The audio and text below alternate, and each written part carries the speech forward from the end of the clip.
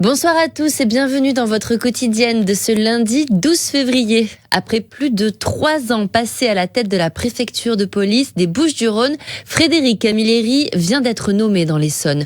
À l'occasion du bilan de la délinquance 2023, la préfète est revenue sur son parcours à Marseille, des propos recueillis par Bérénice Vazac. C'est vraiment un grand plaisir d'avoir pu rester aussi longtemps et de voir évoluer aussi toutes ces politiques de sécurité, d'avoir vécu ici de très nombreux grands événements qui resteront, je crois, dans la mémoire des Marseillais, notamment la Coupe du Monde de rugby, la visite du pape. Et puis surtout, j'ai beaucoup travaillé sur les grands événements qui arrivent bientôt, que je ne vivrai pas en tant que préfète de police, mais j'aurai un regard sur eux depuis l'Essonne où je prendrai mes fonctions très prochainement. La préfète quitte le département à la fin du mois. Pierre-Édouard Coliex, un proche du ministre de l'Intérieur Gérald Darmanin, prendra la relève. Le président de la région, Renaud Muselier, était notre invité hier dans Rue de la République. Il s'est montré à nouveau offensif envers la municipalité marseillaise. Selon lui, rien ne marche. Il ne cache pas son envie de faire front aux prochaines élections. On l'écoute. Oui, je veux rassembler les gens qui ne peuvent pas accepter ce qui se passe à Marseille. Ça, oui. C'est pas la droite et le centre, le rassemblement. Hein. C'est beaucoup plus large que ça. C'est tous les gens raisonnables qui vivent dans cette ville qui ça suffit. Voilà. Et qui sont pas heureux. Ou qui ne s'y retrouvent pas. Ou qui estiment que ce que j'ai appelé en son temps ce féminicide politique... Vous ne regrettez pas cette formule ? Mais c'est une réalité. C'est une réalité. Elle a beaucoup choqué, en tout cas. Mais ça peut choquer. Parce que la réalité, parfois, choque. Mais la réalité politique, c'est que quand même M. Payan n'a pas été élu. Et que les Marseillais se sont retrouvés derrière Mme Rubirola, qui avait un projet politique tout à fait différent. Alors, qui pour conduire ce camp des raisonnables ? Vous me parlez de l'incarnation, je vous parle de la méthode. Moi, je sais d'histoire, c'est ma culture politique. Si on n'est pas rassemblés autour d'un projet, en ayant une ambition, si on n'a pas ce modèle-là, cette méthode-là, on ne peut pas gagner. Et donc, c'est cette méthode-là que je souhaite essayer de mettre en place de façon la plus large possible. Et après, il y aura le temps de l'incarnation. Et aujourd'hui, l'incarnation n'existe pas. Des propos recueillis par Didier Gesualdi et Léo Purguette. Les mouvements sociaux ne faiblissent pas. Après les agriculteurs, les taxis, les profs, cet après-midi, ce sont les infirmiers libéraux qui ont mené une opération escargot dans le centre-ville de Marseille. En difficulté face à l'inflation, ils dénoncent une déshumanisation de la prise en charge des patients à domicile, mais aussi une forte pénibilité. Ils sont de plus en plus à songer à une reconversion. Écoutez ces témoignages récoltés par Cassandre Amouroux. Dans les 5 ans, je vais m'arrêter de travailler. Oui, je vais me reconvertir, je ne peux pas continuer, c'est impossible. Physiquement, c'est impossible, j'y arriverai pas. Moi, j'ai 3 vis et 2 tiges dans le dos. C'est dû aux manipulations excessives de patients dans des lits qui ne sont pas toujours appropriés. Enfin, je veux dire, à part un pansement sur le bras, tout le reste, on le fait dans des positions inconfortables, quoi. Alors nous, on a fait un audit interne à notre collectif. Sur les 5 prochaines années, on est 58% des infirmiers à vouloir arrêter. Un âge de départ à la retraite à 67 ans. Mais à 67 ans, on ne peut plus faire tout ça. On a l'âge de nos patients, on est atteint de troubles neuromusculaires, neurosquelettiques. On est dans les premières professions à avoir des soucis au niveau du dos, des lombalgies, des hernies discales. Moi, actuellement, j'ai une hernie discale et 2 fractures vertébrales. Et pourtant, je travaille. Et parce que je n'ai pas le choix. J'ai beau avoir une prévoyance, qui elle aussi, au passage, a pris 63% en 2 ans. Mais elle ne nous couvre pas pour tout. Ça fait plus de 20 ans que je fais ça. Et je m'épuise, et je pense qu'il y a beaucoup de mes collègues qui s'épuisent. On fait beaucoup d'heures, on n'a pas trop de vie à côté. Et malheureusement, notre vie de famille, c'est pareil, c'est empathie. Et je pense qu'on est toutes et tous d'accord avec ça. Le métier d'infirmier libéral est en train de partir, entre guillemets, à la dérive. Ça va être le mot de la fin, mais sauvez les infirmières, s'il vous plaît. Le mouvement n'est pas terminé. Les syndicats et collectifs prévoient des blocages de péage ce samedi. Marseille, toujours une opération ramassage de déchets à la bonne mère hier, organisée par l'association Un déchet par jour. De nombreux bénévoles et Marseillais ont répondu à l'appel pour cette 8e édition appelée Love ta bonne mère. Un lieu qui n'a pas été choisi au hasard par l'association. On écoute Georges-Édouard Legré, cofondateur de Un déchet par jour, au micro d'Adrien Etiamble. La bonne mère, on l'a choisie parce que d'abord, les gens voulaient ramasser ensemble. Parce qu'on disait de ramasser un déchet par jour, mais c'était chacun dans son coin et les gens ont voulu ramasser ensemble. Et le symbole de la bonne mère, c'est quand même pour les Marseillais le cœur, la boussole de la ville. Et la première année qu'on a ramassé, le gardien de la bonne mère a pleuré parce que c'était la première fois depuis 800 ans que les Marseillais se bougeaient un peu pour ramasser et nettoyer leur bonne mère. Marseille, on lève les yeux, on voit la bonne mère, on sait où est-ce qu'on est. Tout le monde vient ici, de n'importe quelle religion, de n'importe quelle origine, de tous les touristes du monde maintenant viennent. C'est un lieu qui est hyper symbolique et c'est pour ça que c'est important qu'elle reste propre. Les gens ont pris conscience de plus en plus qu'il faut arrêter de jeter les déchets et si possible pallier à ça parce qu'il en reste encore beaucoup dans la nature, donc nettoyer. Allez, direction Martigues avec l'opération Martigues Solidaire qui pourrait battre un record de dons malgré la crise. Il ne reste plus que 10 jours pour participer en échange d'une place de concert pour le spectacle de Camille Lelouch à la Halle le 23 février prochain. De nombreux bénévoles s'étaient déployés samedi dans les supermarchés de Martigues et de Port-de-Bouc pour sensibiliser les consommateurs. Nous y avons rencontré Thérèse Legrand qui œuvre pour les Restos du Cœur. La difficulté de la vie actuelle oblige les gens à diminuer peut-être leurs dons, mais bon, on est bien reçus et puis ça rentre modérément, c'est normal, c'est la conjoncture. On leur demande selon leurs possibilités, leurs moyens et on ne les juge pas. On sait très bien que certains peuvent, certains ne peuvent pas. Et puis on le fait surtout pour ceux qui ont faim, bien sûr. Pour nous, les Restos du Cœur, on manque beaucoup de conserves, genre cassoulet, de plats cuisinés dans des boîtes parce que certains n'ont pas la possibilité d'avoir un grand four, ils mettent au micro-ondes, tout ça. Les haricots verts, les légumes en boîte, enfin les produits bien sûr d'hygiène parce que ça manque, la lessive, le café, la confiture, enfin tout ça, quoi. Tout fait plaisir de toute façon. Et le 1er, 2 et 3 mars, ne manquez pas la collecte nationale des Restos du Cœur qui va donc se tenir dans tout le pays. N'oubliez pas, on compte sur vous. En décembre dernier, la ville de Marignane a procédé à l'euthanasie de plus de 300 cochons sauvages. Les faits se sont produits sur des enclos financés en grande partie par la Fondation Brigitte Bardot. Aujourd'hui, près de 150 animaux, toujours en errance, vont pouvoir être récupérés afin de couler, on l'espère, des jours heureux dans des lieux adaptés et sécurisés. Davy Moisson a rencontré Christophe Marie, le directeur adjoint de la Fondation Brigitte Bardot. Dans un premier temps, il y a tout un travail qui doit être fait par la mairie pour rassembler les cochons qui divaguent.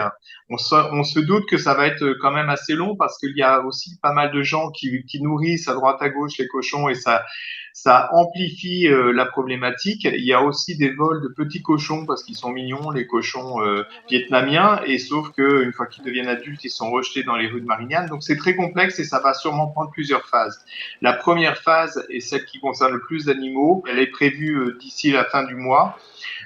Et qui concerne donc ceux qui sont déjà dans les enclos, pour les transférer dans une pension qui restera dans le département. Mais pour ça, il faut aussi qu'il y ait des prélèvements sanguins qui soient faits pour connaître l'état sanitaire des animaux, parce qu'évidemment, il faudra mettre en place toute une prophylaxie, en plus des castrations, stérilisations.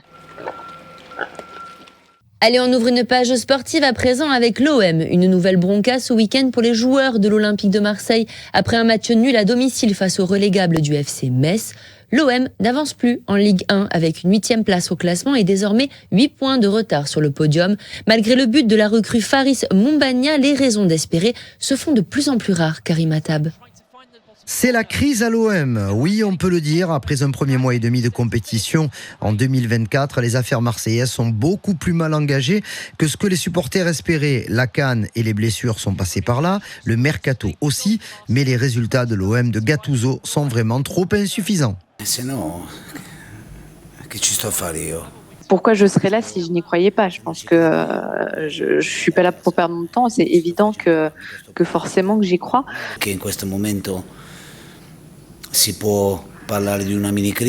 Après, on peut parler de mini-crise à l'heure actuelle, parce que ça fait 5 matchs sans victoire. quand on porte un maillot comme celui de l'OM, on ne peut pas penser à ces 4e, 5e, 6e place. Aucune victoire en 2024 en championnat, une élimination prématurée en Coupe de France, un fond de jeu très faible et peu de buts marqués. Cela devient compliqué de garder de l'optimisme. Est-ce que les Olympiens sont inquiets ? Écoutez la réponse de Paolo Lopez. Non, je ne suis pas inquiet. J'essaie de dire ce que je pense. C'est qu'on a tous vu aujourd'hui dans les matchs. Comme je te devant aujourd'hui, je ne peux pas reprocher rien à l'équipe parce qu'avec 10, on a tout donné. Mais comme je te dis, il n'y a plus d'excuses. C'était pas suffi. Cette semaine, l'OM va reprendre une respiration européenne avec les 16e de finale de la Ligue Europa et un déplacement à Hambourg pour y affronter les Ukrainiens du Shakhtar Donetsk. Cette compétition UEFA peut permettre aux Marseillais de reprendre des couleurs. En cas d'élimination, les 3 derniers mois seront longs à raison d'un seul match par semaine.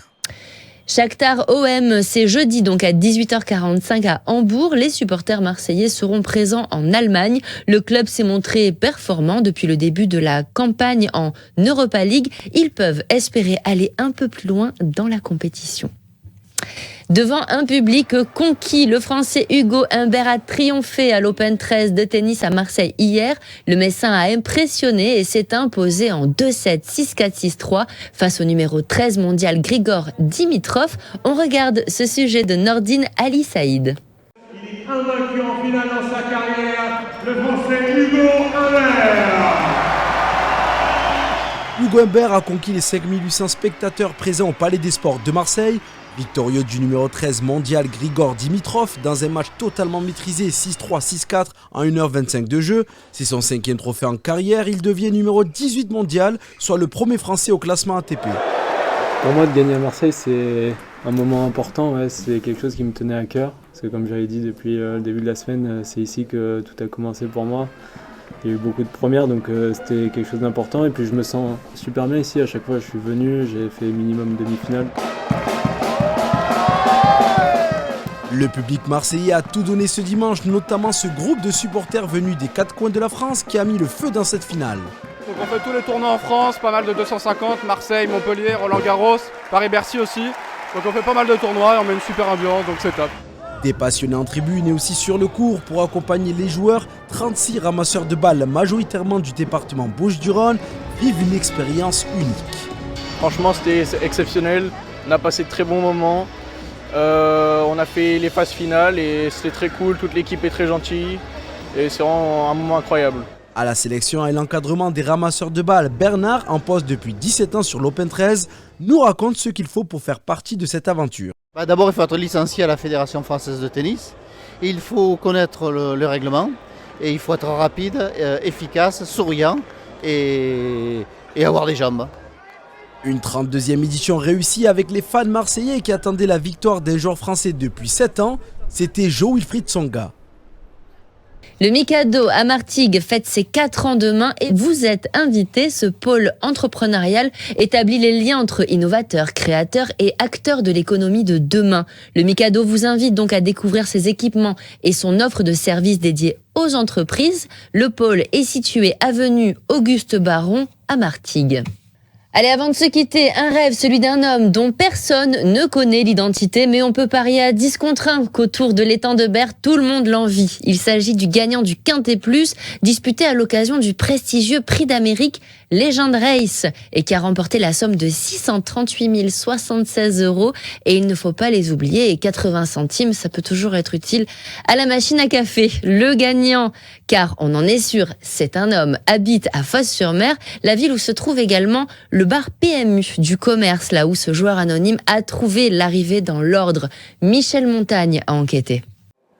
Dans notre région, c'est le plus gros gain de l'année. Et pour donner un ordre d'idée, 638 000 €, on a arrondi, c'est l'équivalent d'une semaine de salaire net de Kylian Mbappé. Alors quand on se trouve face à Joris Carian, gérant du bar du commerce, la première question qui vient à l'esprit, c'est évidemment le nom, l'adresse, le numéro de téléphone, l'âge et le sexe du gagnant. Ça, il ne veut pas se dévoiler, je ne vais pas pouvoir vous le dire. Il va être tranquille, c'est normal, je pense, avec une telle somme. Vous avez déjà connu ça ici au bar du commerce? On a eu des 10 000, 40 000 au grattage, sinon après on a eu des belles petites sommes, mais pas autant. Ouais, 40 000 c'est rien ça. Ah non, par rapport à 638 000, non. Vous sentez qu'il y a plus de gens qui sont venus depuis? Oui, un peu plus, ça vaut un peu plus. Ils espèrent gagner comme le grand gagnant. Les joueurs, c'est un milieu de superstitieux. Ah oui, beaucoup. Et c'était une mise de combien à la base? 12 €. Commercial pour le Paris Mutuel Urbain, le PMU, Gabriel Reich est venu offrir à Joris un trophée et un chèque pancarte avec le montant du gain. On en profite pour lui demander la recette de la victoire. Un gros gain sur 3 de plus de 100 000 € sont joués en spot à 2 €. Un spot, en fait, c'est le choix des chevaux aléatoires choisi par un algorithme créé par le PMU. Alors là, cette fois-ci, c'est pas le cas. C'était pas un spot. Le joueur a vraiment joué. C'était un quintet en 6 chevaux. Donc un quintet à la base, il faut trouver les 5 chevaux dans l'ordre de l'arrivée. Donc là, il en a choisi 6 et 5 des 6 sont arrivés dans l'ordre. Et donc il a pu gagner pour 12 €, 638 000 €. Et c'était un résultat probable ou il y a eu des chevaux surprises dans cette course? Alors non, là c'était improbable. Le deuxième est arrivé à plus de 90 contre 1, le cinquième était à plus de 100 contre 1. Donc pour trouver l'arrivée dans l'ordre, il fallait vraiment être très bon ou avoir un peu de chance. Attention, on le dit, on le répète, on peut gagner beaucoup avec 2 € et tout perdre en jouant son salaire ou sa maison. Et c'est la fin de ce journal. Merci de l'avoir suivi. Tout de suite, la météo. Excellente soirée et à demain.